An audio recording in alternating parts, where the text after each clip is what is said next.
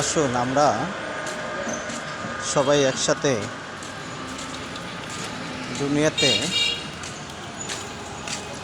যে আমরা নেক আমল করি, বলে যে নেক আমলের মাধ্যমে বলে আল্লাহ জান্নাতে যাওয়া সহজ হবে। যে আমরা একটা জিনিস চিন্তা করি যে কোথায় গেলে আমরা জান্নাত পাব। শপিং মহলে গেলে সেখানে কোনো জান্নাত পাওয়া যাবে না, বড় বড় মার্কেটে গেলে সেখানেও জান্নাত পাওয়া যাবে না, বড় বড় মুদি দোকানও গেলেও সেখানেও জান্নাত পাওয়া যাবে না। যে জান্নাতটা পাবো কোথায়? আল্লাহ পাকের ঘর মসজিদে গেলে সেখানে আমরা জান্নাতটা পাবো।